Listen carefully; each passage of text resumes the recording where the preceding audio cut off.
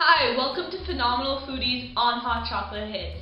Today I will be interviewing Gaby Dalkin from What's Gaby Cooking, and I'm super excited about this interview because Gaby has written a cookbook called Absolutely Avocados, and it's filled with really creative recipes on how to use an avocado. So I'm excited to know more about that. Let's get started.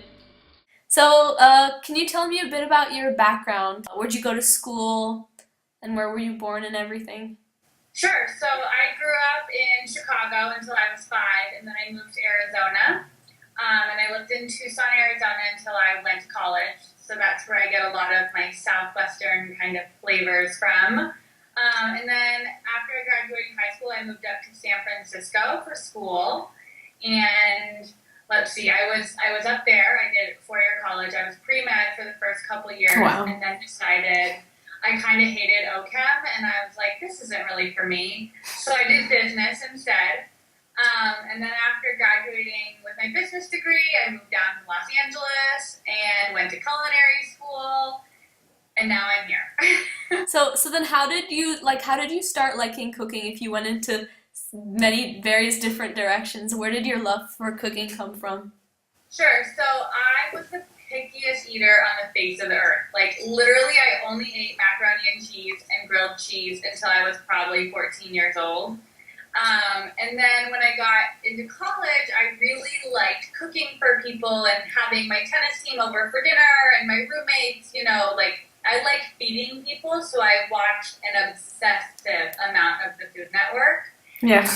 And I started cooking for people, and I started with chicken parmesan, and I made it like every meal for an entire year. Like, I'm pretty sure I killed everybody on chicken parmesan. And then I just kept watching Food Network and kept reading books, and I started watching YouTube channels, and yeah, just taught myself how to cook and continued to feed people. So aside from cooking, what other interests do you have? So I really like going shopping. I love being out in the sun. I'm a big bike rider. We go for bike rides and hikes and stuff like that. Anything that involves being outside. I like going to the beach. However, I'm deathly afraid of the ocean because I'm convinced that a great white shark is going to attack me. So I won't actually go in the ocean, but I like to be there.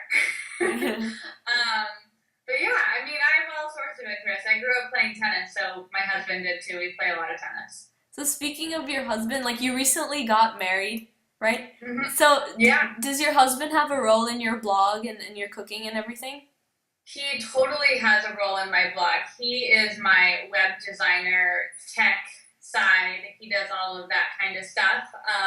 And he's my chief taste tester. I mean, he tries every recipe multiple times before they go on my blog. I just came out with my cookbook a couple of months ago, and he, I tested every recipe 4 or 5 times, and he had to eat each recipe 4 or 5 times and make sure it was perfect and it was getting better and all that kind of stuff. That's an important job. He has a very important job. Luckily, he's a fast metabolism, so he stays really fit. Yeah. So you mentioned that you were like a certified pastry chef and then a chef, right? Or Yeah, so I went to culinary school after college, and I finished culinary school, and I started pastry school. I was in it for half the program and then dropped out because I really wasn't into measuring and making obsessive amounts of pastries. Plus, I had my first cavity while I was in pastry school, and I totally freaked out, so I dropped out. But have you ever worked in a restaurant or a bakery or no? No, I've never. I'm not really cut out for the restaurant business. I don't think I drink enough. I don't smoke. I don't stay up late enough. I really like to go to bed by 10. So no, I've never worked in the restaurant industry. But after culinary school, I did work as a private chef for a couple different clients here in Los Angeles. Oh, so that's interesting. So what kind of food did you cook? My food's kind of California casual, so it's mostly healthy, lots of fresh farmers markets, Yeah. stuff like that. And then I do like to bake a couple things. Like, I like baking cookies and brownies and Yeah. stuff like that. But all my clients are they were all in the entertainment industry, actors, famous people. So they're all fit and keeping, they want their bodies always looking good. So it was mostly healthy. Are there any like specific famous people? There are a lot of famous people. I mean, probably the most famous person I've cooked for, I cooked for Jessica Simpson for a couple years. I absolutely adore her. She's the most lovely person in the world. That's so cool. Yeah, it's fun. And you also like Ree Drummond from Food Network. I love watching her. But anyway, she featured your book on her website, and then I know that you did some of her recipes. So have you actually met her, or like? Yeah, she's a really good friend of mine. She's lovely. She's the sweetest person in real life. She's exactly like her show. It's so great. Yeah, she's great. We see each other a lot at, food conferences, and when she's on book tour, she'll be in LA. I'm sure I'll go see her. That's so cool. Yeah, because I really like watching her shows as well. Like, her recipes are awesome. So fun. She's great on camera. So, anyway, about your cookbook, Absolutely Avocados, like, can you tell me more about it? Like, what was it like to write it? Where did the idea come from? And Sure.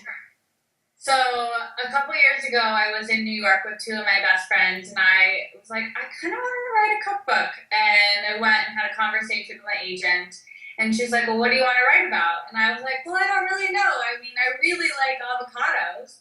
And she's like, that's a great idea. I was like, okay, let's sell it. And I had no idea it would get, picked up as soon as it did. But a couple weeks later, she called with a deal. And I was like, well, I guess I have to develop 80 plus recipes with avocados now. So I signed the contract, and I got into developing and cross-testing and all of that, and it was a lot of avocados. I mean, I became besties with the guy at my local market. He would saved me all the great avocados. That's awesome. And I'd go pick up these giant crates. So yeah, there was a lot of food. We recipe tested for about 5 months. Wow. And like I said earlier, every recipe in the book was tested 4 or 5 times. So I was like doling out food to all my neighbors, my friends. I would invite like strangers, not really strangers, but like acquaintances over for dinner all the time. We were giving food away left and right. But it's such a unique like idea, because like you usually don't see a lot being done with avocados besides guacamole, and so yeah, it's fun, and I read that you made like cookies with avocados too, so I think that's really cool. Yeah, you could use avocado in place of butter. It's great. I might try that sometime soon. You should. They're really good. So can we expect to see more cookbooks from you in the future? Yeah, I definitely would love to do more cookbooks. I'm working on a couple ideas right now, and hopefully they get picked up. So we'll see what happens. So about your blog, like you also, aside from the cookbooks, you also have a blog. So like, why did you decide to start the blog? What was your inspiration? The blog I started while I was in culinary school, and I kind of wanted it so I could half show what people what I was making, and half brag to all my friends that, like, look what I know how to do. And it just kind of started from there, and I'm pretty sure for the first 6 months, the only person that read my blog was my mother, and she commented on every post like a true champ. And then, I started meeting other bloggers, and, we would cross-promote each other on Twitter and Facebook and stuff like that. Instagram wasn't around then. Yeah. And, it just kind of picked up from there, and I started going to food blogging conferences, and then I think it just started to snowball, and my traffic picked up, and I started working with really fun brands on recipe development and stuff like that. What was an issue that you struggled with in the beginning of the blogging? Kind of figuring out who I was. Like, I knew who I was, but what is it that I'm bringing to the blog world? Like, what makes me different? Yeah.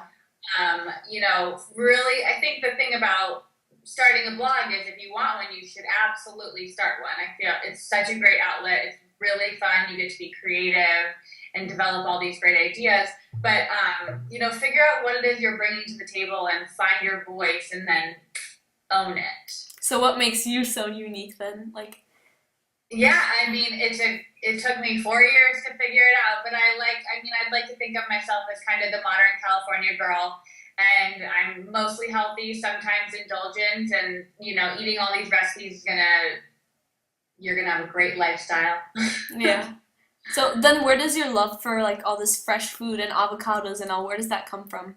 Yeah, I mean, I'm lucky to live in a place in the country in America where we get really amazing produce, and I have farmers markets almost every day that I can go to. So that's a big part of it. And, just being this mostly healthy, sometimes indulgent style of eating, like it lends itself to eating a lot of fruits and vegetables, and then every once in a while indulging in like a slutty brownie or something, like one of those recipes that's on my site that's really decadent.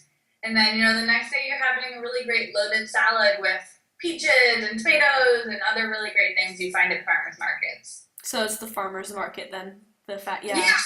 And we go out to eat a lot. I mean, not a lot, but like once a week. And so I'm always inspired by what other chefs are doing at their restaurants and, seeing how they utilize different items in their cooking. Yeah. So you also recently started a YouTube channel. What's your favorite part about creating videos, and like how did you even decide to start YouTubing? Sure. I love making video. It's so fun and it's so different than just like sitting in front of my computer and like typing on my blog, because I feel like I actually get to connect with my readers and my viewers, and they get to see me, and I feel like they're in the kitchen with me. Plus it's easier, I think, for personality to translate on video than it is perhaps just the written word. So I think that's really fun. And also I have a very different audience on YouTube than my blog. I think my blog's a lot of moms and, people my age, and my YouTube audience is actually a little bit younger than me. So it's really fun to kind of appeal to a broader group of people. Mm-hmm.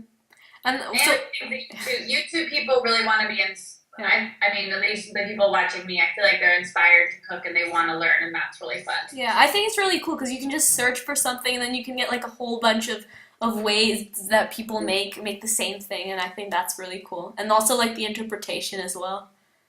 Yeah, and I don't you think you kind of find people that you like their personality, and then you're gonna keep back and checking in on them, and like I don't know, you feel like you make friends. Like I make friends. I think with blogging it's the same way. Like yeah, it is. One of the people in my wedding I met through food blogging, and we've become best friends.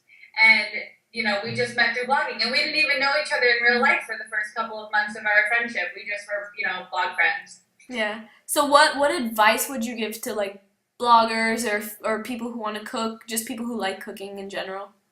I would say don't be afraid to just get in there and get dirty. I mean, I mess up recipes all the time. Granted, I don't put them on my site, but it's okay to fail and just figure out what it is you did wrong, or what spice didn't really work, or what it is, and try it again. I mean, the great thing about cooking is it's really forgiving, and you can adjust seasonings after you make things and add more salt or add more acid if, something needs some lemon juice or something like that. So I just would say don't be afraid to get in there and try, like get your hands dirty. And what's next for Cooking with Gaby? Cooking with Gaby, sorry. What? It's Gaby, right? Not Gaby. Yeah, what's Gaby Cooking? It's okay, everyone thinks it's Gaby anyways. One day when I have like a TV or show or something, they'll know it's Gaby. What's next? I mean, we're going to keep doing the blog, book number 2, hopefully. I really want to focus a lot of time on my YouTube channel and cultivate that and, find really amazing people to partner with on YouTube. And, I just think it's a great medium to explore. And it just cracked the surface. Like, there's so much to do on YouTube. Yeah. Well, that's all I have for you today. Thank you so much. Oh, and also, actually, one last thing. How come it's Gaby, not Gaby? My family's German, so it's Gabriella. That's just, I don't know. That's just how they say it in Germany, I guess. So that's what it is. Okay. I just had to ask. Okay. Well, that's all I have for you. Thanks so much for doing this. Thank you. You're such a cool person. And I will definitely stay with your blog and stay with your YouTube channel. Oh my gosh, you're so sweet. Yeah, this is awesome. Thank you very much. Thank you. So a huge thank you to Gaby. I really enjoyed interviewing you, and for my viewers, please stay tuned for more interviews, and don't forget to rate, comment, and of course, subscribe. Thank you.